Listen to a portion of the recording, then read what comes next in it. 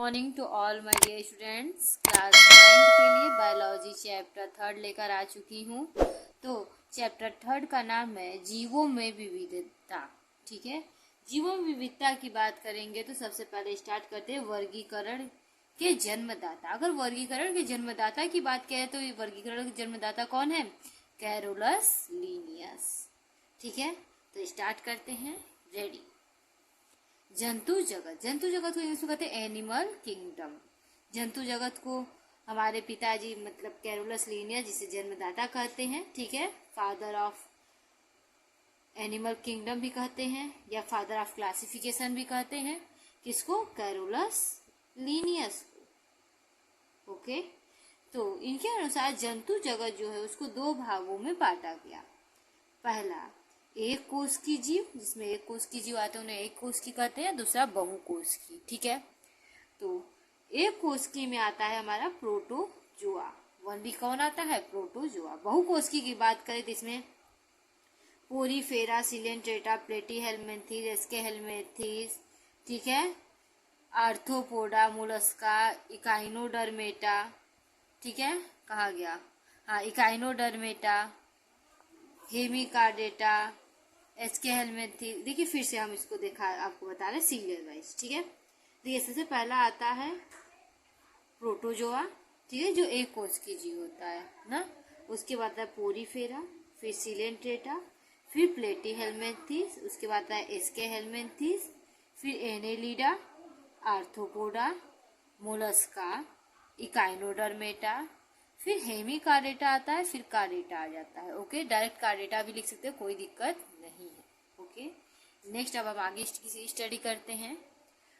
अपेक्षाकृत समानताओं एवं विसमानताओं को आधार पर, विसमानताओं के आधार पर जीवधारियों को विभिन्न समूहों में विभाजित करने को ही वर्गीकरण कहते हैं। देखिए, समानता और असमानता के आधार पर जितने जीवधारी हैं उनको वर्गीकृत में से उनको बांटा जाए या अलग अलग समूहों में रखा जाए, विभाजित किया जाए, उसे क्या कहते हैं? वर्गीकरण कहते हैं। ओके, ये हो गया वर्गीकरण का डिफिनेशन। आगे बढ़ते हैं।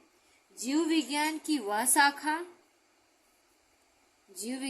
वह शाखा जिसके अंतर्गत जीवधारियों का वर्गीकरण किया जाता है, वर्गीकरण विज्ञान अथवा वर्गीकी कहलाता है। देखिए, जीव विज्ञान की वह शाखा जिसके अंतर्गत हम क्या करते हैं? जिसके अंतर्गत हम जीवधारियों के वर्ग का यानी फिर वर्गीकरण का अध्ययन करते हैं, उसे वर्गीकी कहते हैं या वर्गीकरण विज्ञान कहते हैं। वर्गीकरण से लाभ, वर्गीकरण से क्या लाभ है इसके अंतर्गत ये पढ़ेंगे। जीवों की विविधता का ज्ञान होता है। वर्गीकरण से क्या होता है? जीवों की विविधता ज्ञान होता है। सेकेंड पॉइंट, जीवधारियों की उत्पत्ति तथा उसके बीच परस्पर संबंधों का ज्ञान होता है। जीवधारी जो जिसकी उत्पत्ति कहाँ से हुई, इसकी और उनके बीच क्या रिलेशन है, उसका ज्ञान होता है। इसके साथ ही इसके द्वारा हम कम समय में अधिक से अधिक जीवों के विषय में समुचित ज्ञान प्राप्त कर सकते हैं। इसके बाद इसके द्वारा क्या करते हैं? हम कम समय में अधिक से अधिक जीवों के बारे में अधिक नॉलेज गेन कर सकते हैं। ओके, नेक्स्ट है वर्गीकरण सिद्धांत। हम पढ़ेंगे वर्गीकरण सिद्धांत के बारे में। तो पहला है आकार व आकृति के आधार पे। पहला है कि वर्गीकरण जो सिद्धांत है वो पहला आकार और आकृति के आधार पर है। दूसरा पॉइंट देखिए तो आवास के आधार पर है। तीसरा है जीवन अवधि के आधार पर, उसकी जीवन अवधि कितनी है इसके आधार पर है। तो अब हम इसके बाद पढ़ेंगे नामकरण पद्धति। ठीक है, नामकरण पद्धति पढ़ते हैं। तो स्टार्ट करते हैं। कई जातियों के जीवधारी इतने बड़े होते हैं कि उन्हें हम बिना किसी यंत्र इत्यादि के सहायता से देख सकते हैं। देखिए, अगर हम जीवधारियों की बात करें तो कई जीवधारी इतने बड़े होते हैं कि हम बिना किसी यंत्र की सहायता से उन्हें देख पाते हैं तथा अक्सर दिखाई पड़ते रहते हैं और हमें अक्सर वो दिखाई भी पड़ते रहते हैं। प्रायः ऐसे जीवधारियों का एक प्रचलित नाम होता है। ऐसे जीवधारी जो हमें दिखाई देते हैं उनका एक प्रचलित नाम होता है। जैसे हम रास्ते में जा रहे हैं, हमको डॉग दिख गया तो हमें पता है उसका नाम डॉग है। हम जा रहे हैं, वहाँ पे हॉर्स दिख गया तो हमें पता है वो हॉर्स है। ठीक है, उसका एक नाम भी है जो कि अलग अलग भाषाओं में अलग अलग होता है। ठीक है, जो कि क्या होता है, अलग अलग भाषाओं में अलग अलग होता है। जैसे कि हम जैसे डॉग हो गया तो कुछ लोग उसे कुकुरा बुलाते हैं। ठीक है, कुछ लोग उसे अलग भाषा में बुलाते हैं, कुछ लोग उसका नाम रखते हैं विशिष्ट प्रकार का। जैसे बहुत लोग जिमी रख देते हैं, तो बहुत लोग अच्छे अच्छे नाम रखते हैं जैसा उनको पसंद होता है। ओके, अब हम पढ़ेंगे द्विनाम पद्धति। सन 1753 में कैरोलस लिनियस नामक वैज्ञानिक, जिन्हें वर्गीकी का जन्मदाता भी कहा जाता है, उन्होंने जीवों को द्विनाम पद्धति को प्रचलित किया। उन्होंने क्या किया, जीवों में द्विनाम पद्धति को क्या किया, प्रचलित कर दिया, जिसमें यह पद्धति उन्होंने अपने पुस्तक, ठीक है, यह जो पद्धति था द्विनाम पद्धति, उन्होंने अपनी पुस्तक स्पीसीज प्लेंटेरम में प्रस्तुत की, जो 1753 में प्रकाशित हुई। जो किस सन में प्रकाशित हुई, 1753 ईस्वी में। ठीक है, इस पद्धति के अनुसार प्रत्येक जीवधारी का नाम लैटिन भाषा के 2 शब्द से मिलकर बना होता है। इनके अनुसार जो जितने भी जीवधारी हैं उनका नाम लैटिन भाषा के 2 शब्दों से मिलकर बना होता है। पहला शब्द वंश तथा दूसरा शब्द जाति नाम कहलाता है। जो पहला शब्द होता है वो वंश और दूसरा क्या होता है, जाति को प्रदर्शित करता है। ओके, नेक्स्ट आगे पढ़ेंगे। अब इसमें कुछ जीवधारियों के नाम भी देख लेंगे ना, कुछ जीवधारियों के वैज्ञानिक नाम। जैसे मनुष्य का होमो सेपियंस।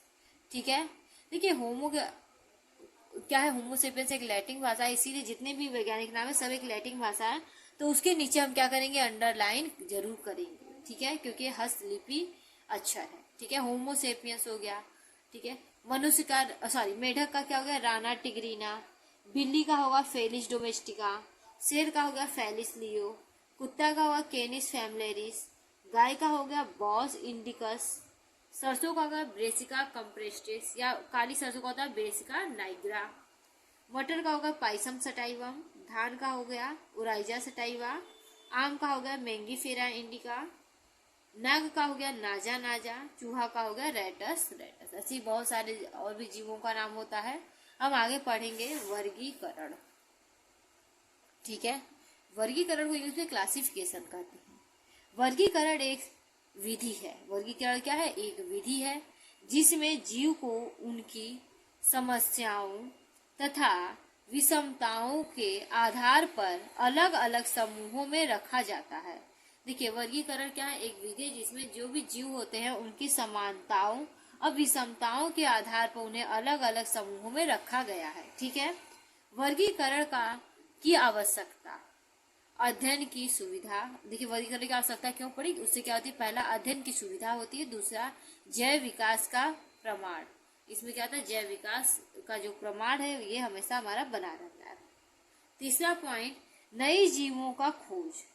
ठीक है, नई जीव का इससे खोज भी होता है। चौथा पॉइंट, संग्रहालयों में पौधों का रख रखाव। इसे कहते हैं संग्रहालय में पौधे बहुत अच्छी तरह से रखे जाते हैं। पांचवा, अनुकूलन का ज्ञान, किस समय क्या कंडीशन थी वातावरण का, इसका भी हमें नॉलेज होता है। वर्गीकरण के लाभ, वर्गीकरण अगर किए गए तो उससे क्या हमें लाभ मिला है, इसकी स्टडी अब हम करेंगे। एक जीव के अध्ययन से समूहों के सभी जीव का ज्ञान। देखिए, अगर उस एक जीव का अध्ययन कर ले तो उसके समूह में जितने जीव हैं सबका आपको नॉर्मल जानकारी मिल जाती है, पहली बात। दूसरी बात, सरलतम रचना वाले जीवों से जटिल रचना वाले जीवों के विषय में ज्ञान। देखिए, सरल संरचना वाले जो जीव होते हैं उनसे स्टार्ट करके जटिल संरचना वाले जो जीव होते हैं वहां तक की नॉलेज में हो जाती है। तीसरा, कम समय में अधिक से अधिक जीवों के विषय में ज्ञान। देखिए, कम ही समय में हमें अधिक से अधिक जीवों के विषय में नॉलेज मिल जाती है। ठीक है, चौथा पॉइंट, विभिन्न समूहों के बीच समानता और असमानता का ज्ञान। अलग अलग समूह है तो उनके बीच क्या सिमिलरिटीज है, क्या डिसिमिलरिटीज है, इसका हमें नॉलेज मिल जाता है। ठीक है, इसके बाद पांचवा पॉइंट, संयोजी कड़ियों का ज्ञान। देखिए, उनके पास क्या संयोजी कड़ी है, कौन जोड़ता है, इसका भी नॉलेज हो जाता है। छठा पॉइंट, संग्रहालयों में जीवों के रख रखाव की सहायता, देखिए संग्रहालय जो उसमें जीवों की रख रखाव में क्या होती है, सहायता भी मिलती है कि ये स्पीसीज का जीव है, उसको हम क्या करें, ऐसे रखेंगे तो वो अच्छे से रहेगा। ओके, नेक्स्ट नामकरण। नेक्स्ट टॉपिक हमारा नामकरण। उसमें पढ़ेंगे किसी जीव की खोज के बाद वर्गीकी में उसका स्थान निर्धारित करके उसे एक निश्चित वैज्ञानिक नाम देना। ठीक है, कोई भी जीव है उसका खोज पहले करेंगे, खोज के बाद उसका वर्गीकी का खोज जब कर लेंगे तो उसके बाद क्या करेंगे, वह किस वातावरण में रहता है उसके रख रखाव का ध्यान दिया जाता है। ठीक है, आगे देखिए, इसका वैज्ञानिक नाम देना ही नामकरण है। वो किस में है, किस स्पीसीज में है, कैसा रख रखाव है, किसे सिमिलर है, उस सारी चीजों को देखने के बाद उसका क्या कहते हैं, नामकरण किया जाता है और इसी नाम दिया जाता है उसको, इसी को क्या कहते हैं, नामकरण कहते हैं। अब हम पढ़ेंगे द्विनाम पद्धति। ठीक है, जीवों के नामकरण की वह पद्धति जिसमें प्रत्येक जीव को दो नाम, पहला वंश तथा दूसरा जाति को प्रदान किए जाते हैं, द्विनाम पद्धति कहलाते हैं। देखिए, जितने भी जीव हैं उनके नामकरण की वह पद्धति जिसमें क्या होता है, पहला जो शब्द होता है वो जीवों का वंश और दूसरा जो शब्द होता है वो जाति को प्रकट करता है, तो ऐसे जो नाम दिए जाते हैं उन्हें द्विनाम पद्धति कहा जाता है, या फिर यह द्विनाम पद्धति के अंतर्गत नाम दिया जाता है। द्विनाम पद्धति की विशेषताएं। द्विनाम पद्धति की क्या विशेषताएं इसके अंतर्गत ये पढ़ेंगे। देखिए, प्रत्येक जीव का नाम दो शब्द से मिलकर बना होता है। प्रत्येक जीव है उनका नाम कितना है, दो शब्दों से मिलकर बना होता है। पहला, प्रथम शब्द उन जीवों के वंश को तथा द्वितीय शब्द उनकी जाति को प्रदर्शित करता है। जो प्रथम शब्द होता है उसके वंश को और जो द्वितीय शब्द होता है उसकी जाति को क्या करता है, प्रदर्शित करता है। वंश का नाम अंग्रेजी के बड़े अक्षर से शुरू होता है। वंश का जो नाम होता है वो अंग्रेजी के बड़े अक्षर से शुरू होता है, जबकि उसकी जाति का नाम अंग्रेजी के छोटे अक्षर से लिखा जाता है और उसकी जाति का जो नाम होता है वो अंग्रेजी के छोटे अक्षर से लिखा जाता है। जैसे मनुष्य क्या हो गया, होमो सेपियंस। देखिए, इसमें एच बड़ा है लेकिन एस क्या है, एस छोटा है। ठीक है, तो ये क्या है, आपका वंश है जिसमें पहला अक्षर बड़ा है और सेपियंस में क्या है, पहला अक्षर छोटा है। ओके, नेक्स्ट चौथा पॉइंट, हस्तलिपि में इन नामों के नीचे लाइन खींची जाती है।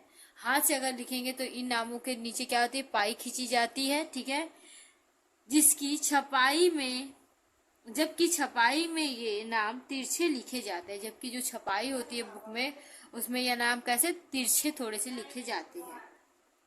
कभी कभी जीव के नाम के बाद खोजकर्ता का नाम भी जोड़ दिया जाता है। कभी कभी देखिए, जीव का जो नाम है उसके बाद उसकी खोजकर्ता का भी नाम जोड़ दिया जाता है।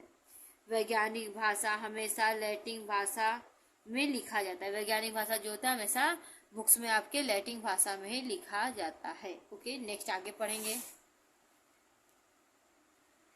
द्विनाम पद्धति के अनुसार कुछ जंतुओं के वैज्ञानिक नाम। द्विनाम पद्धति के अनुसार कुछ जंतु हैं उनके वैज्ञानिक नाम देखिए। जैसे चूहा का क्या होगा, रेटस, रेटस। ठीक है, भैंस का क्या होगा, बॉस,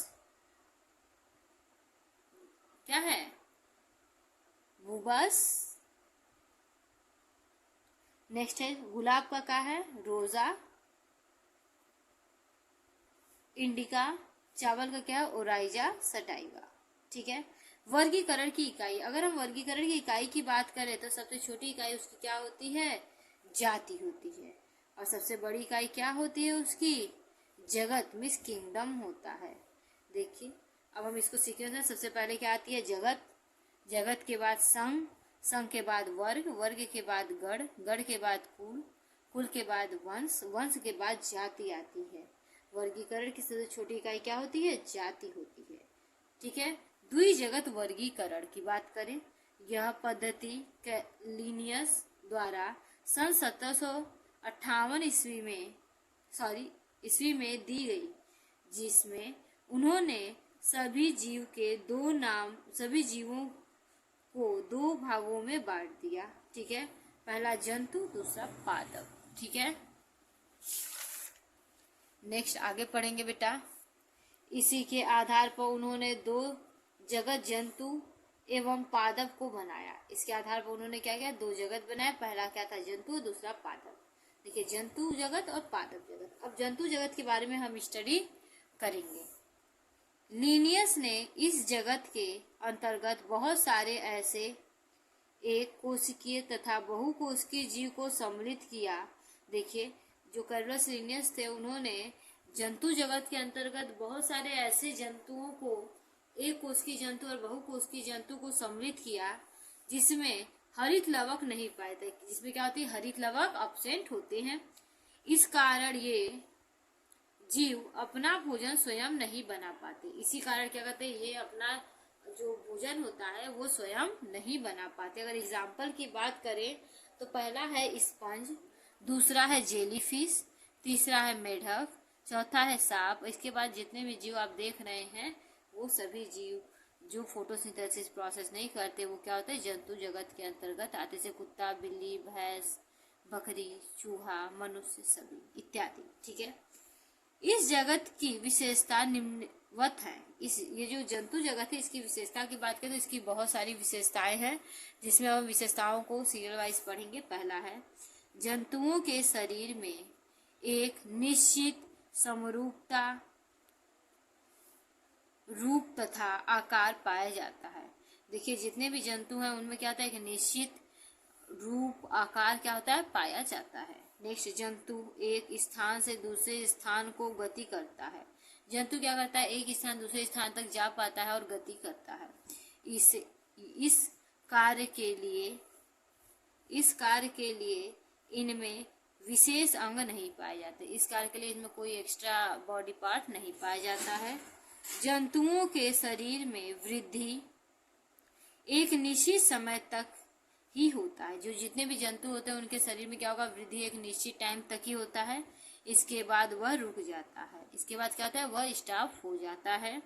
जंतु बाह्य उद्दीपनों के प्रति संवेदनशीलता प्रदान करते हैं। जितने भी जंतु होते हैं वह बाह्य जो उद्दीपन आता है उसके प्रति क्या होते हैं, संवेदनशीलता प्रदर्शित करते हैं।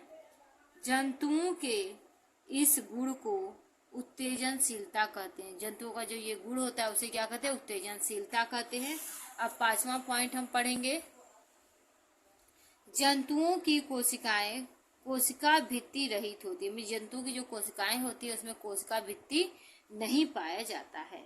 जंतुओं में संचित भोज्य पदार्थ ग्लाइकोजन के रूप में होता है। जितने भी जंतु होते हैं उनमें जो संचित भोज्य पदार्थ होता है वो क्या होता है, ग्लाइकोजन के रूप में संचित होता है। नेक्स्ट आगे पढ़ेंगे अब हम पादप जगत। ठीक है, देखिए, सभी हरे रंग के बहुकोशिकीय यूकैरियोटिक जीव को पादप जगत में रखा गया है। जितने भी हरे कलर के आपको प्लांट्स दिख जाएंगे, हरे कलर के जितने भी चीज दिख जाएंगे और वो क्या होते हैं, यूकैरियोटिक होते हैं। ऐसे जीव किसमें आते हैं, पादप जगत में आते हैं। क्लोरोफिल के कारण ये सभी हरे रंग के तथा स्वपोषी होते हैं। देखिए, क्लोरोफिल होने के कारण ये सभी का रंग कैसा होता है, हरा हो जाता है और ये कैसे होते हैं, स्वपोषी होते हैं। अर्थात ये क्लोरोफिल व सूर्य के प्रकाश में प्रकाश संश्लेषण द्वारा कार्बोहाइड्रेट का निर्माण करते हैं। देखिए, क्लोरोफिल और सूर्य के प्रकाश में क्या होते हैं, प्रकाश संश्लेषण प्रोसेस करते हैं जिसमें क्या होते हैं, कार्बोहाइड्रेट का फॉर्मेशन करते हैं। इस जगत के जीव पेड़ पौधे या पादप कहलाते हैं। इस जगत के जो जीव होते हैं वो क्या कहलाते हैं, पेड़ पौधे कहलाएंगे या पादप कहलाते हैं। ओके, नेक्स्ट आगे है पादप जगत का वर्गीकरण। अगर पादप जगत के वर्गीकरण की बात करें तो पादप जगत को निम्नलिखित भागों में बांटा गया है। पादप जगत को निम्नलिखित भागों में बांटा गया। पहला है थैलोफाइटा। हम पढ़ेंगे अब थैलोफाइटा के बारे में। ठीक है, पहला पॉइंट, इन पादपों में जड़ तना, इन पादपों में, यहाँ लिख लीजिएगा, में जड़ तना व पत्तियां नहीं होती हैं। ये जो पादप होते हैं जिनका नाम थैलोफाइटा है, इनके जो बॉडी होती है इसमें जड़ तना पत्ती नहीं पाई जाती है। इस कारण इनके शरीर को थैलस कहते हैं। इस कारण इनका जो शरीर होता है उसे क्या कहते हैं, थैलस कहते हैं। ठीक है, दूसरा पॉइंट, इनमें ऊतकों का विभेदीकरण नहीं होता है। इनमें जो ऊतक होते हैं उनका विभेदीकरण नहीं होता है। थर्ड पॉइंट, ये ये मुख्यतः जल में पाए जाते हैं। ये जो थैलस होते हैं वो मुख्यतः कहाँ पाए जाते हैं? जल में पाए जाते हैं। इस वर्ग के पौधों को शैवाल कहते हैं। इस वर्ग के जो पौधे होते हैं उन्हें क्या कहते हैं? शैवाल कहते हैं। इसका एग्जाम्पल की बात कर लें तो क्लेमाइडोमोनास, स्पाइरोगाइरा होते हैं। ठीक है, क्लेमाइडोमोनास, स्पाइरोगाइरा ये सभी क्या है? थैलोफाइटा के एग्जाम्पल है। नेक्स्ट हम पढ़ेंगे ब्रायोफाइटा। नेक्स्ट पॉइंट क्या आएगा? ब्रायोफाइटा। पहला पॉइंट, इसका शरीर थैलोफाइटा के अपेक्षा अधिक जटिल होता है। इसका जो ब्रायोफाइटा का शरीर होता है वो थैलोफाइटा के अपेक्षा थोड़ी सी विकसित होती है, जटिल होती है। दूसरा पॉइंट, इनमें तना और पत्ती जैसी संरचना पाई जाती है। इसमें तना और पत्ती जैसी संरचना क्या होती है? पाई जाती है। जड़ के स्थान पर मूलामास, जिसे राइजोइट कहते हैं, पाए जाते हैं। मूलामास पाए जाते हैं, इसे राइजोइट कहते हैं। ठीक है बेटा, ये मृदा में जल तथा लवणों का अवशोषण करते हैं। ये मृदा में जल और लवणों क्या करते हैं? अवशोषण करने का कार्य करते हैं। इनके शरीर में अवशोषण जल व अन्य पदार्थों के संवहन के लिए विशिष्ट ऊतक नहीं होते हैं। इनमें देखिए अवशोषण के लिए क्या होते हैं? कोई विशिष्ट ऊतक नहीं होते हैं। एग्जाम्पल अगर हम बात करें तो रिक्सिया मार्केंसिया इसके एग्जाम्पल, रिक्सिया मार्केंसिया। ठीक है, हम पढ़ेंगे टेरिडोफाइटा। ओके, इस वर्ग के पादप में जड़, तना, पत्ती स्पष्ट होती है। टेरिडोफाइटा जो होते हैं इसमें क्या होती है? जड़, तना, पत्ती तीनों क्या होते हैं? अलग अलग होते हैं। दूसरा, इसमें संवहन ऊतक में जाइलम व फ्लोएम दोनों ही अल्प विकसित होते हैं। इसके जो संवहन ऊतक होता है उसमें जाइलम और फ्लोएम क्या होते हैं? अल्प विकसित होते हैं। जो जल व अवशोषित पदार्थों को जड़ से पौधों के दूसरे भागों तक संवहन करते हैं। जो क्या करते हैं? जड़ के द्वारा जल का और अन्य पदार्थों का संवहन करते हैं और पेड़ के सभी पार्ट तक ले जाते हैं। इसमें पुष्प व फल बीज नहीं बनते हैं। ये ऐसे प्लांट से इसमें पुष्प, फल और बीज का फॉर्मेशन नहीं होता है। इसका एग्जाम्पल है फर्न, ठीक है, सिलेजिनेला इत्यादि। ओके, नेक्स्ट हम पढ़ेंगे ब्रायोफाइटा और टेरिडोफाइटा में अंतर। देखिए ब्रायोफाइटा एक साइड हो गया, एक साइड टेरिडोफाइटा हो गया। अब इसमें डिफरेंस हम पढ़ते हैं। पहला, ब्रायोफाइटा में मुख्य पौधे युग्मोद्भिद होते हैं। देखिए मुख्यतः क्या होते हैं? पौधे ये युग्मोद्भिद होते हैं। ठीक है, नेक्स्ट टेरिडोफाइटा में मुख्यतः पौधे बीजाणुद्भिद होते हैं। ठीक है, इसके जो पौधे होते हैं वो बीजाणुद्भिद होते हैं। अब इसमें सेकेंड पॉइंट पढ़ेंगे, मुख्यतः पौधे थैलस होते हैं तथा यह जड़, तना, पत्ती में भिन्न नहीं होते हैं। ठीक है, जो ब्रायोफाइटा होते हैं उसके प्लांट्स जो होते हैं उसमें क्या होती है? जड़, तना, पत्ती में ये अलग अलग नहीं होते। इनकी बॉडी जो होती है वो थैलस होती है। टेरिडोफाइटा में पढ़ेंगे, मुख्य पौधे जड़, तना, पत्ती में विभिन्न होते हैं या विभक्त होते हैं, बटे रहते हैं। ठीक है, अब इसमें बात करेंगे संवहन ऊतक नहीं होते हैं। जो ब्रायोफाइटा होते हैं इसमें संवहन ऊतक नहीं पाए जाते हैं। इसमें संवहन ऊतक विकसित होते हैं। टेरिडोफाइटा में संवहन ऊतक कैसे होते हैं? विकसित होते हैं। इसके बाद ब्रायोफाइटा के बाद इसमें बीजाणु उद्भिद स्थायी रूप में युग्मोद्भिद पर निर्भर करता है। देखिए इनमें क्या होता है? बीजाणु उद्भिद जो स्थायी रूप से होते हैं वो क्या होते हैं? युग्मोद्भिद पर क्या होते हैं? निर्भर रहते हैं। इसको पढ़ेंगे। इसमें बीजाणु उद्भिद या युग्मोद्भिद दोनों पर एक दूसरे से स्वतंत्र होते हैं। दोनों क्या होते हैं? एक दूसरे से क्या होते हैं? स्वतंत्र होंगे, फ्रीडम रहेंगे। पांचवा पॉइंट, पुमंडुओं में केवल 2 कसाब होते हैं। पुमंडुओं में क्या होते हैं? केवल 2 कसाब होते हैं। ठीक है, और देखिए पुमंडुओं में अनेक कसाब होते हैं और टेरिडोफाइटा जो होते हैं उसमें पुमंडुओं में क्या होते हैं? अनेक कसाब होते हैं। ठीक है, नेक्स्ट आगे पढ़ेंगे। देखिए स्ट्रक्चर ऑफ फ्लावर की बात कर लें यहाँ पे तो ये है। देखिए नोट पुष्प के 4 चरण होते हैं। बाह्य दल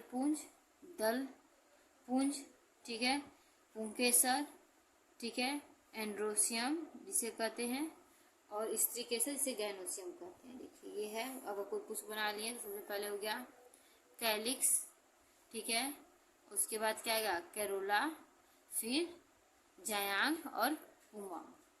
अब हम पढ़ेंगे जिम्नोस्पर्म की बात। जिम्नोस्पर्म, पहला पॉइंट, जिम्नोस्पर्म बहुवर्षीय सदाबहार वृक्ष है। जिम्नोस्पर्म से क्या है, बहुवर्षीय और सदाबहार वृक्ष होते हैं। इसमें जड़, तना, पत्ती पूर्ण विकसित नहीं होते। इसमें क्या होता है, जड़, तना, पत्ती जो होते हैं पूर्ण विकसित नहीं होते हैं। संवहन ऊतक पूर्ण विकसित होते हैं। इसमें क्या होता है, संवहन ऊतक पूर्ण विकसित होते हैं, पूरी रूप से बने हुए होते हैं। इसमें काष्ठीय ऊतक पाए जाते हैं। इसमें जो होता है काष्ठीय ऊतक में लकड़ियां पाई जाती हैं, लकड़ियों को बनाने वाले ऊतक पाए जाते हैं। यज्ञ नग्न बीजी पौधे कहलाते हैं। इन्हें क्या कहते हैं, नग्न बीजी पौधे कहते हैं, क्योंकि इनके फल नहीं बनते। क्योंकि क्या होते हैं, इनके फल का फॉर्मेशन नहीं होता है। इनमें जननांग शंकु की आकृति का होता है। इसमें जो जननांग होता है वो किसकी आकृति का, शंकु की आकृति का होता है। इसका एग्जाम्पल देखिए, साइकस तथा पाइनस। साइकस और पाइनस क्या है, इसका एग्जाम्पल है। नेक्स्ट हम पढ़ेंगे एंजियोस्पर्म। ये पादप एक वर्षीय,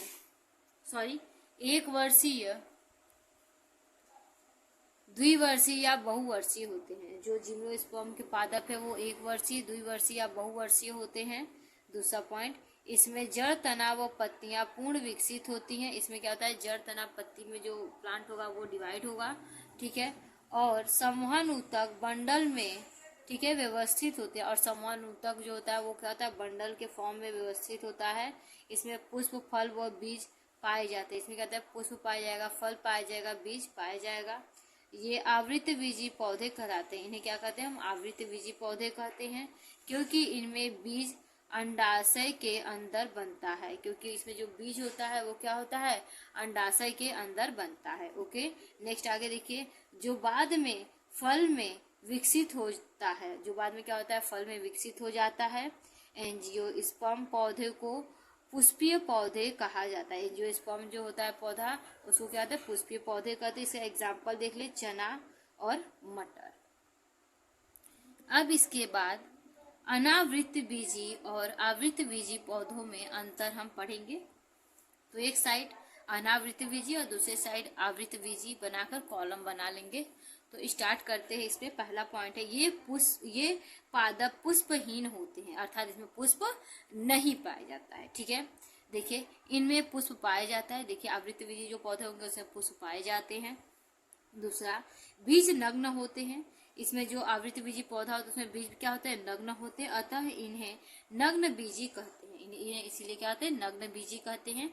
इसके बाद आवृत बीजी, बीज फल के अंदर बनते हैं, अतः इसे आवृत बीजी कहते हैं, ठीक है। और इसमें क्या होता है कि बीज जो होता है वो फल के अंदर बनता है, इसीलिए इसे क्या कहते हैं, आवृत बीजी कहते हैं। नेक्स्ट पॉइंट थर्ड, इसमें निषेचन एकल होता है। इसमें क्या होता है, एकल निषेचन होता है। इसमें निषेचन दोहरा होता है। इसमें क्या होता है, आवृत बीजी में दोहरा निषेचन होता है। इसके साथ ही नेक्स्ट पॉइंट बात करें चौथा, भ्रूणपोष निषेचन से पहले बनता है। इसमें जो अनावृत बीजी पौधे होते हैं उसमें क्या होता है, भ्रूणपोष निषेचन के पहले ही बन जाता है, जबकि आवृत बीजी पौधों में भ्रूणपोष निषेचन के बाद बनता है। निषेचन के बाद क्या होता है, भ्रूणपोष का फॉर्मेशन होता है। इसके बाद पांचवा पॉइंट, पुमंडू लट्टू के आकार का होता है। इसका जो पुमंडू होता है वो लट्टू के आकार का होता है। लट्टू आप लोगों ने देखा होगा, बचपन में बहुत सारा लट्टू से खेला भी होगा, ठीक है। दूसरा, शुक्राणु छोटे छोटे होते हैं। इसमें क्या होता है, आवृत बीजी में शुक्राणु जो होते हैं उसके बहुत छोटे छोटे होते हैं। ओके, नेक्स्ट हम पढ़ेंगे,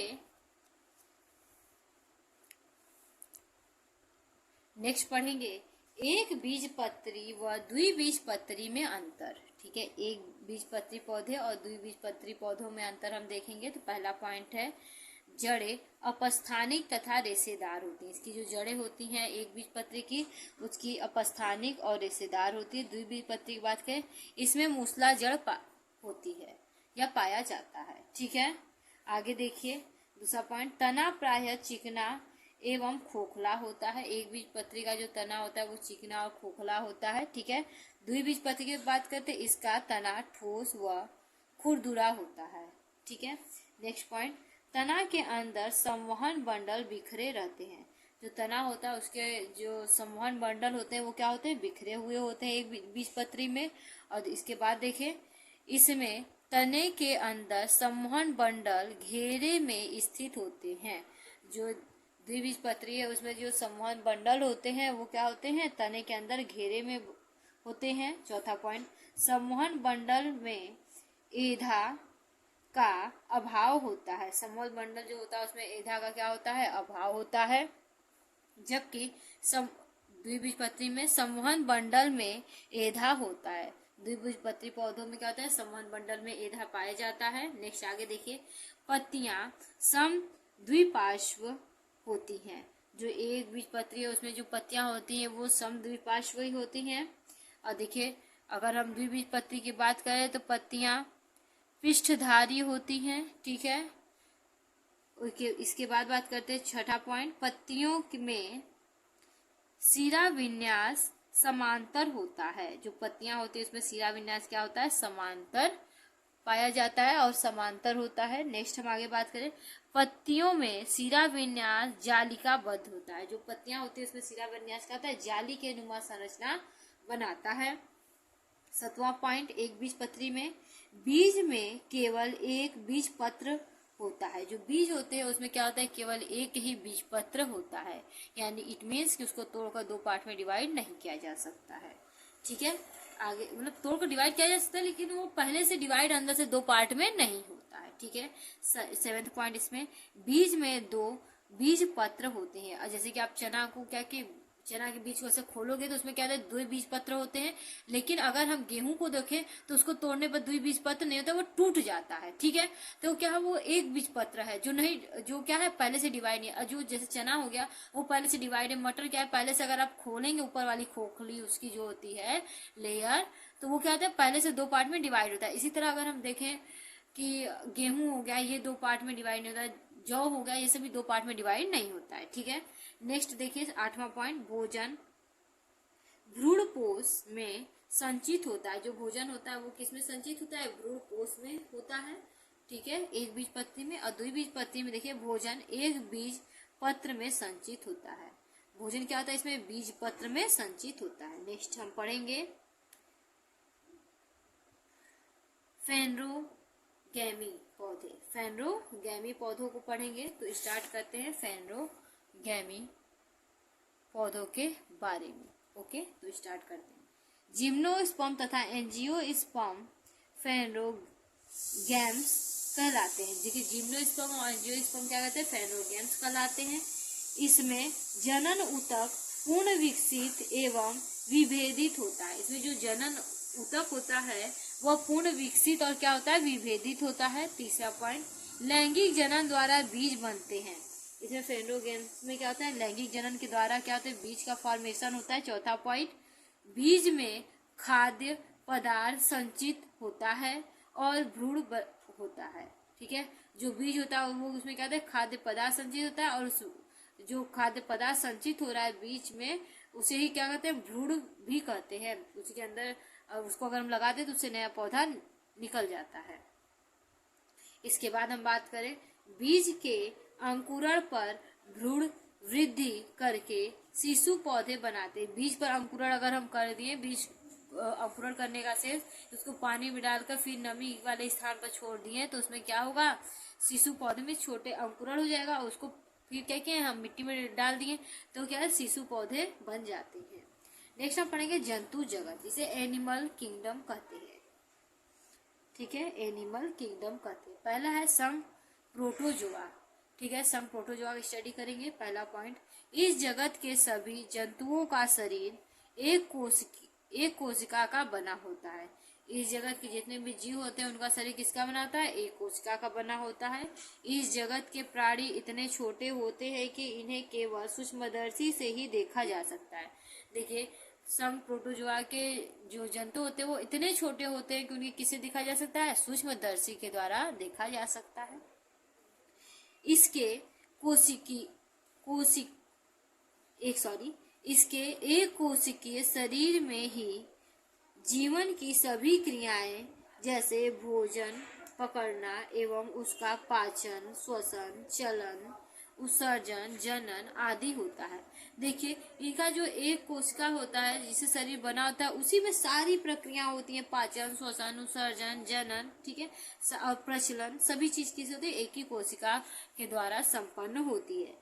अब इसके एग्जाम्पल की बात करें चौथे पॉइंट में, इसका एग्जाम्पल है अमीबा, पैरामीशियम, यूग्लिना, क्लेमाइडोमोनास भी लिख सकते हैं, और ये इसके बाद इत्यादि, ठीक है। ये सभी जीव कैसे एक कोश की जीव होते हैं। अब हम बात करेंगे संघ पोरीफेरा की, ठीक है। इस जगत के जीव बहुकोशिकीय होते हैं। संघ पोरीफेरा के जो जीव होते हैं वो क्या होते हैं, बहुकोशिकीय होते हैं, ठीक है, बहुकोशिकीय होते हैं। इसके बाद हम बात करेंगे, ये पौधों की भांति अचल होते हैं। ये पौधों की भांति से पौधे होते हैं वैसे होते हैं, वो ये एक स्थान दूसरे स्थान तक चल नहीं सकते हैं। इसका आधार भूमि से, इसका जो आधार होता है वो भूमि से चिपके रहते हैं। इसका आधार जो होगा वो भूमि से क्या होगा, चिपका हुआ होगा, ठीक है। तीसरा पॉइंट, इसके शरीर में ऑस्ट्रिया और आस्कुलम उपस्थित होता है। इसके शरीर में क्या होता है, ऑस्ट्रिया में छोटे छोटे पोर जो होते हैं, आस्कुलम में जो बड़ा पोर होता है। तो ढेर सारे छोटे छोटे पोर और एक बड़े पोर उपस्थित होते हैं। उदाहरण साइकॉन, ठीक है, स्पंजिया इत्यादि, ये सभी इसके एग्जाम्पल है। अब संघ सिलेंट्रेटा की बात करेंगे। इस संघ के प्राणियों में ऊतक बनने की प्राथमिक व्यवस्था पाई जाती है। ये जो संघ है, इसके जो जीव होते हैं, इसमें ऊतक बनने की प्राथमिक व्यवस्था पाई जाती है, ठीक है, इनके शरीर में। अब आगे बात करते हैं दूसरा पॉइंट, शरीर के अगले सिरे पर मुख होता है। सिर के जो पहला सिरा होता है उसको क्या होता है, मुख होता है। इसके अगले सिरे पर मुख होता है, ठीक है, हो गया। इस पर स्पर्शक लगे होते हैं। जो अगला सिरा होता है उसको मुख होता है, उस पर क्या होते हैं, स्पर्शक लगे होते हैं। इसमें मुख गुहा नहीं होता। इसमें क्या होता है कि जो गुदा होता है, गुदा मीन्स एनस नहीं पाया जाता। इसमें केवल मुख गुहा होता है लेकिन एनस नहीं होता है। ओके, नेक्स्ट थर्ड पॉइंट, स्पर्शकों में दंश,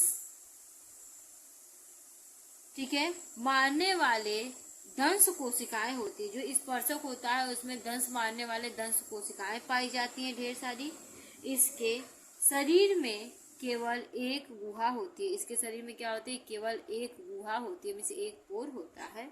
इसका एग्जाम्पल हो गया हाइड्रा, जेलीफिश, मूंगा इत्यादि, ठीक है। नेक्स्ट हम पढ़ेंगे अब प्लेटीहेल्मिन्थेस। इससे पहला पॉइंट, इस संघ के जंतुओं का शरीर फीते की तरह चपटा होता है। देखिए, प्लेटीहेल्मिन्थेस जो संघ है, इस संघ के जो जंतु होते हैं वो कैसे होते हैं, फीते की तरह चपटा होते हैं, ठीक है। दूसरा पॉइंट, शरीर द्विपार्श्व सममित अथवा शरीर के दाएं व बाएं भाग की संरचना समान होती है। इनका जो शरीर होता है प्लेटीहेल्मिन्थेस के जंतुओं का, इनकी संरचना दाएं और बाएं भाग की क्या होती है, इक्वल होती है, समान होती है। नेक्स्ट पॉइंट, अधिकांश जीव परजीवी होते हैं। इसमें क्या होता है, जो अधिकांश जीव होते हैं वो क्या होते हैं, परजीवी होते हैं, अर्थात दूसरों पर आश्रित होते हैं। इसमें पोषक के लिए शरीर से चिपकने के लिए मुख के चारों ओर चूसक एवं कांटे पाए जाते हैं। इसके चूसक के लिए, जैसे कि ये किसी पर अटैक किया और उसको क्या कि उसके ब्लड को सक कर रहे हैं, तो उसके लिए जो इनके मुंह होता है या जो कैविटी होती है वहां पर क्या होती है, ढेर सारे स्पर्शक या चूसक पाए जाते हैं, ढेर सारे चूसक पाए जाते हैं जो क्या करते हैं कि ब्लड को सक करने का कार्य करते हैं, ठीक है, या न्यूट्रिशन को सक करने का कार्य करते हैं, ये भी कर सकते हैं। चौथा पॉइंट, नर एवं मादा जनन अंग एक ही जंतु के शरीर में पाया जाता है। इसमें क्या होता है, नर और मादा दोनों ही जनन अंग जो होती है एक ही शरीर में होते हैं, अतः यह जंतु उभयलिंगी या द्विलिंगी कहलाते हैं। इसीलिए इन जंतु क्या कहते हैं, उभयलिंगी या द्विलिंगी कहते हैं, ठीक है। उदाहरण की बात करें तो टीनिया हो गया, ठीक है, लीवर फ्लूक हो गया, फीता कृमि इत्यादि इसके एग्जाम्पल है। ठीक है, इसके बाद हम पढ़ेंगे एसके हेलमिंथेस। एसके हेलमिंथेस में स्टार्ट करते हैं। इसका शरीर, पहला पॉइंट, इसका शरीर लंबा बेलनाकार, ठीक है, धागे नुमा व दोनों सिरों पर नुकीला होता है। जो एसके हेलमिंथेस होते हैं उसका शरीर कैसा होता है, बेलनाकार, धागे नुमा और दोनों सिरों पर क्या होता है, नुकीला पाया जाता है। दूसरा पॉइंट, शरीर पर, ठीक है, चमकदार क्यूटिकल्स का आवरण होता है। इनका जो शरीर होता है उस पर चमकदार क्यूटिकल्स का क्या होता है, आवरण होता है। तीसरा पॉइंट, पाचन तंत्र सुविकसित होता है। इसका जो शरीर होता है उस पर पाचन तंत्र जो होता है वो सुविकसित होता है, किंतु अन्य अंग तंत्र, श्वसन एवं रुधिर परिसंचरण तंत्र विकसित नहीं होता है। किंतु इसके अलावा अगर बात करें हम कि रुधिर परिसंचरण तंत्र, श्वसन तंत्र, ये सभी क्या होते हैं, विकसित नहीं होते हैं। ठीक है, सिर्फ पाचन तंत्र सुविकसित होता है। ओके, नेक्स्ट चौथा पॉइंट, शरीर के अगले सिरे पर मुख तथा पिछले सिरे पर, ठीक है, गुदा द्वार होता है। शरीर का जो अगला सिरा होता है उस पर मुख और जो पिछला सिरा होता है यानी कि जो लास्ट पॉइंट होता है उस पर क्या होता है, गुदा द्वार होता है। ठीक है, एक नोट है, जिस अंग के द्वारा शरीर का उत्सर्जन होता है उसे गुदा कहते हैं। शरीर से जो अपशिष्ट पदार्थ है उसका उत्सर्जन जिसके द्वारा होता है उसे क्या कहते हैं, गुदा कहते हैं। ठीक है, इस एग्जाम्पल की बात करते हैं, एस्केरिस, ठीक है, सूत्रकृमि इत्यादि इसके एग्जाम्पल है। ठीक है, आगे अब हम पढ़ेंगे, ठीक है, एनीलिटा। इसका शरीर अनेक छल्लेदार खंड से बना होता है। इसका जो शरीर होता है वो अनेक छल्लेदार खंडों से मिलकर बना हुआ होता है। ठीक है, दूसरा पॉइंट, शरीर में क्यूटिकल्स का आवरण होता है। जो शरीर होता है उसमें क्यूटिकल्स का क्या होता है, आवरण पाया जाता है। इसके बाद थर्ड पॉइंट की बात करें अगर हम, तो इनके शरीर की संरचना, ठीक है, इनके जो शरीर की संरचना होती है जाली के अंदर, नली के अंदर नली के रूप में होती है। जो इसके शरीर की संरचना होती है वो कैसे होती है, नली के अंदर नली के रूप में होती है। जैसे एक नली है उसके अंदर एक और नली है, ठीक है, ऐसी इनकी बॉडी की संरचना होती है। ओके, चौथा पॉइंट, देह गुहा सीलोम कहलाता है। इनका जो देह गुहा होता है, इनकी बॉडी होती है वो क्या कहलाती है, सीलोम कहलाती है। इसमें पाचन, श्वसन, उत्सर्जन, जनन व तंत्रिका तंत्र पाए जाते हैं। इसमें क्या होता है, पाचन, श्वसन, उत्सर्जन और तंत्रिका तंत्र पाए जाते हैं। इसका एग्जाम्पल की बात करें तो जोक, केचुआ इत्यादि। ठीक है, इसके अच्छे अच्छे एग्जाम्पल हैं। अब हम पढ़ेंगे आर्थ्रोपोडा। ठीक है, इसका शरीर द्विपार्श्व सममित तथा अनेक खंड में बटा होता है। इसका जो शरीर होता है वो द्विपार्श्व सममित होता है और अनेक खंडों में क्या होता है, बटा हुआ होता है। दूसरा बात कर दूसरे पॉइंट की, तो शरीर सिर, वक्ष एवं उदर में विभाजित होता है। इसका शरीर क्या होता है, सिर, वक्ष और उदर में क्या करता है, डिवाइड होता है, बटा होता है। तीसरा पॉइंट, रुधिर परिसंचरण तंत्र खुला होता है। इनकी जो बॉडी होती है आर्थ्रोपोडा में, इनके अंदर क्या होती है, रुधिर परिसंचरण तंत्र ओपन टाइप का होता है, मींस खुला होता है। चौथा पॉइंट, देह गुहा रुधिर से भरी होती और अंग इसमें डूबे होते हैं। जो इसकी देह गुहा होती है वो पूरी बॉडी क्या होती है, रुधिर से भरी होती है और इसमें जो अंग होते हैं वो ब्लड में क्या होते हैं, तैरते हुए होते हैं। एग्जाम्पल की बात करें तो झींगा हो गया, ठीक है, बिच्छू हो गया, मकड़ी हो गया, मक्खी, मच्छर, तितली इत्यादि। सभी ने मच्छर मारे होंगे, ठीक है, तो मच्छर जब आप मारते हो देखते हो पूरा ब्लड एकदम फैल सा जाता है। ठीक है, तो वो जो ब्लड फैल सा जाता है तो वो क्या किसी वेन से आर्टरी में होता है, नहीं, उनके पूरी बॉडी में ही क्या कहता है वो रन आउट करता रहता है और जब मारते हैं तो पूरा क्या होता है, बाहर आ जाता है ब्लड, इसीलिए बहुत ज्यादा फैल जाता है। ओके, नेक्स्ट हम बात करेंगे मोलस्का की। ठीक है, तो मोलस्का स्टार्ट करते हैं। पहला पॉइंट है, इस संघ के जंतुओं का शरीर कोमल व खंड रहित होता है। इस संघ जो होता है मोलस्का संघ, इसका जो शरीर होता है वो कोमल होता है और खंड रहित, इसमें कोई खंड नहीं पाए जाते। ठीक है, दूसरा पॉइंट, शरीर के चारों ओर एक बड़ा खोल या कवच होता है। इनका जो शरीर होता है उसके चारों ओर क्या होता है, एक बड़ा सा खोल या कवच होता है, ठीक है, जिससे वो ढके होते हैं अपनी बॉडी को, वो बहुत मुलायम है। ठीक है, तीसरा पॉइंट, वास्तविक देह गुहा कम विकसित होती है। वास्तव में इनकी जो देह गुहा बॉडी होती है वो क्या होती है, कम विकसित होती है। ठीक है, इसका एग्जाम्पल बात करते हैं, घोंघा आप लोग देखे होंगे, ठीक है, इसे पाइला कहते हैं हम। ऑक्टोपस भी देखे होंगे और सीपिया भी देखे होंगे, जो सीप आता है बालू में, ठीक है, तो मरा हुआ सीप होता है तो उसे किसी कारण से मर गया होता है, सीपिया इत्यादि क्या है इसके एग्जाम्पल है। नेक्स्ट हम पढ़ेंगे इकाइनोडर्मेटा, ठीक है, इकाइनोडर्मेटा अब हम पढ़ते हैं। तो इस संघ के जंतुओं में, ठीक है, पंचतई अरीय समेत पाए जाते हैं। इसका जो बॉडी होता है ये इकाइनोडर्मेटा का, उसका क्या होता है कि 5 पार्ट्स में डिवाइड होता है, ऐसी बॉडी पाई जाती है, अरीय समेत होते हैं।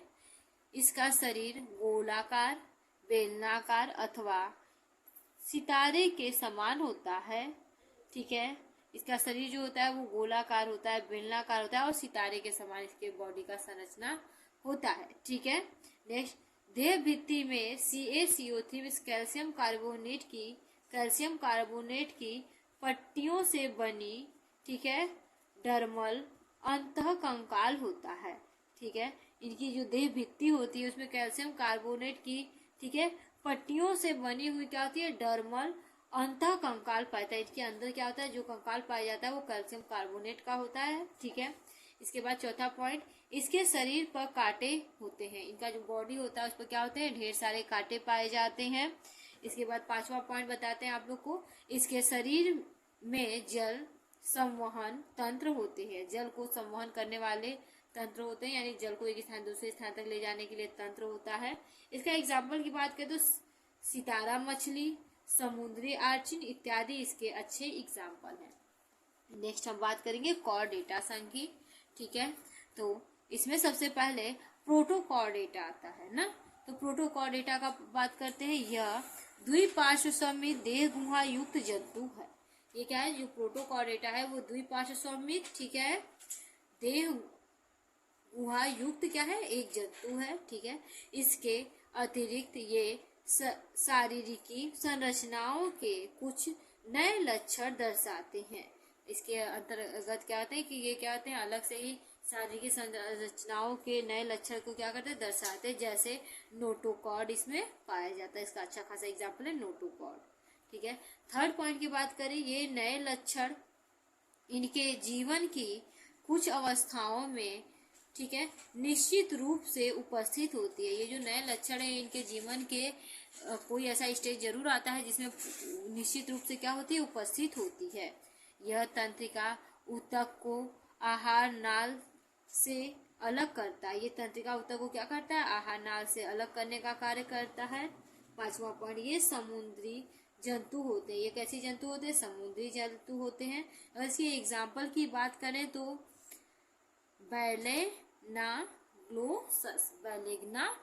होता है। यह नाम थोड़ा सा आप लोगों को कठिन पड़ेगा लेकिन याद कर लीजिएगा। सेकेंड पॉइंट अगर हम बात करें तो आर्टिबेला होता है, आर्टिबेला जिसे कशेरुकी भी हम कहते हैं, ठीक है। तो इसकी बात करते हैं। इन जंतुओं में वास्तविक मेरुदंड एवं अंतःकंकाल पाया जाता है। ये जो जंतु होते हैं इनमें क्या होता है, वास्तविक मेरुदंड में स्पाइनल और क्या होता है, अंतःकंकाल, ये हड्डियां क्या होती हैं शरीर के अंदर पाई जाती हैं। इस कारण जंतुओं में पेशियों का वितरण अलग होता है। इसी कारण क्या होती है, पेशियां अलग से इनके बॉडी में पाई जाती हैं। ऐसी एवं पेशियां कंकाल से जुड़ी होती हैं। और क्या होती है, इनकी जो पेशियां होती हैं वो कंकाल से, हड्डियों से क्या होती है, जुड़ी हुई होती हैं, जो इन्हें चलने में सहायता करती हैं, जो इन्हें क्या कहते हैं, चलती हैं जब ये, तो इन लोगों में सहायता प्रदान करती हैं। थर्ड पॉइंट हम पढ़ेंगे साइक्लोस्टोमेटा में। तो इसका फर्स्ट पॉइंट स्टार्ट करते हैं साइक्लोस्टोमेटा का। साइक्लोस्टोमेटा, ठीक है, जबड़ा रहित कशेरुकी है। साइक्लोस्टोमेटा क्या है, जबड़ा रहित, जिसमें जबड़ा नहीं पाया जाता, ऐसा कशेरुकी है। इसका शरीर गोलाकार एवं सल्क रहित चिकनी त्वचा होती है। इसका जो शरीर होता है वो गोलाकार और सल्क रहित इसकी त्वचा होती है। त्वचा पर कोई सल्क नहीं पाए जाते, कोई स्केल्स नहीं पाए जाते। यह बाह्य परजीवी होते हैं। ये क्या होते हैं कि परजीवी में दूसरों पर आश्रित होते हैं, जो दूसरे कशेरुकियों से संबद्ध रहते हैं, जो क्या होते हैं, दूसरे कशेरुकियों से संबद्ध रहते हैं, जुड़े हुए होते हैं। इसका एग्जाम्पल है हेम मछली, ठीक है, इसका एग्जाम्पल हैम मछली है, ठीक है। हम पढ़ेंगे मत्स्य वर्ग की बात करेंगे। देखिए मत्स्य वर्ग, ये मछलियाँ छोटी होती हैं, ठीक है, सॉरी ये मछलियाँ होती हैं। ये क्या होती है मत्स्य वर्ग में? सबसे पहले ये मछलियाँ होती हैं जो समुद्र और मीठे जल में पाई जाती हैं। ये क्या होती है? समुद्र और मीठे जल दोनों जगह पे पाई जाती हैं। इसके बाद इसका त्वचा सल्क अथवा प्लेटों से ढकी होती है। इसकी जो त्वचा होती है वो सल्क और प्लेटों से क्या होती है? ढकी हुई होती है। इसका शरीर धारा रेखित होता है। इसका शरीर की बात करें इसके, तो इसके शरीर क्या होता है? धारा रेखित होता है, क्योंकि इसके पौड़ने में पानी में तैरती है ऐसे, तो उनको क्या होती है? एक धारा में मछलियों का शरीर होता है, इससे वो तैरने में क्या होती है? कंफर्ट होती है। ओके, नेक्स्ट पॉइंट हम पढ़ेंगे। इसमें श्वसन क्रिया के लिए क्लोम पाया जाता है। इसमें क्या होता है? श्वसन क्रिया के लिए क्या पाया जाता है? क्लोम मिस गिल्स पाए जाते हैं। चौथा पॉइंट, इसका हृदय द्विकक्षीय होता है। इसका जो हार्ट होता है वो द्विकक्षीय, 2 चेम्बर वाला होता है। ये अंडे देते हैं। जो भी मछलियां मत्स्य वर्ग की होती हैं वो क्या करती हैं? मोस्टली अंडे देती हैं, ठीक है। इसके बाद इसका एग्जाम्पल रोहू, ठीक है, ट्यूना इत्यादि इसके एग्जाम्पल है। हम पढ़ेंगे जल स्थल चर। देखिए ऐसे जीव जो जल में और स्थल में दोनों जगह पाए जाते हैं उन्हें क्या कहते हैं? हम जल स्थल चर कहते हैं। इसमें हम पहला पॉइंट पढ़ेंगे, ये मत्स्यों से भिन्न होते हैं। ये कहते हैं मछलियों से क्या होते हैं? अलग होते हैं, भिन्न होते हैं, क्योंकि इनमें सल्क नहीं पाया जाता है। क्योंकि क्या होता है? इसमें सल्क नहीं पाया जाता है। इनकी त्वचा में श्लेष्म ग्रंथियां पाई जाती हैं। इनकी जो त्वचा होती है उसमें श्लेष्म ग्रंथियां पाई जाती हैं। इनके हृदय की बात करें तो त्रिकक्षीय हृदय होता है, 3 चैम्बर्ड हार्ट होता है। वृक्क पाए जाते हैं, इसमें क्या होती है? किडनियां पाई जाती हैं। ये अंडे देते हैं। ये क्या होते हैं? ओवीपैरस होते हैं, मीन्स अंडे ये देते हैं। इसके साथ ही इसका एग्जाम्पल की बात करें तो इसका राना टिग्रीना, जिसे मेढक कहते हैं, ठीक है, राना टिग्रीना, मेढक और टोड, ये सभी इसके क्या हैं? अच्छे एग्जाम्पल हैं। नेक्स्ट हम बात करेंगे सरीसृप की। सरीसृप, इसका शरीर सल्क द्वारा ढका होता है। इसका जो शरीर होता है वो सल्क के द्वारा ढका हुआ होता है। दूसरा पॉइंट, श्वसन फेफड़े द्वारा होता है। इनमें जो श्वसन होता है, रिस्पायरेशन, वो किसके द्वारा? लंग्स के द्वारा होता है। फिर इसके बाद थर्ड पॉइंट, इसका हृदय त्रिकक्षीय होता है। इसका जो हार्ट होता है वो 3 चैम्बर्ड होता है। वृक्क पाए जाते हैं, इसमें किडनी क्या होती है? प्रेजेंट होती है। इसके अंडे कठोर कवच से ढका होता है। इसके जो अंडे होते हैं वो कैसे होते हैं? कठोर कवच से क्या होते हैं? ढके हुए होते हैं। इसका एग्जाम्पल है कछुआ, सांप, छिपकली इत्यादि। आप देखिए कछुआ, सांप या छिपकली का अंडा तो जरूर ही देखे होंगे ना। तो इसका क्या होता है? कैल्शियम कार्बोनेट के कवच से क्या होता है? ढका होता है। इसका एग्जाम्पल यहाँ पर खत्म होता है। हम पढ़ेंगे पक्षी, ठीक है। अब इसे पहला पॉइंट, इसका हृदय 4 कक्षीय होता है। जितने बर्ड्स होते हैं उनका जो हार्ट होता है वो कितना होता है? 4 चैम्बर्ड होता है, ठीक है। आगे पढ़ेंगे, इनमें 2 जोड़े पैर होते हैं। इनमें क्या होते हैं? 2 पेयर क्या होते हैं? पैर होती हैं।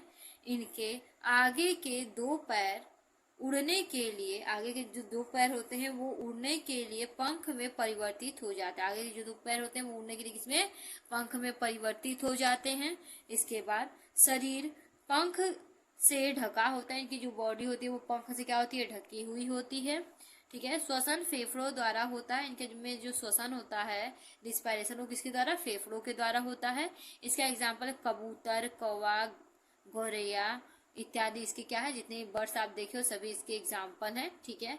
नेक्स्ट हम पढ़ेंगे स्तनपायी। फिर इसके बाद ये चैप्टर फिनिश हो जाता है।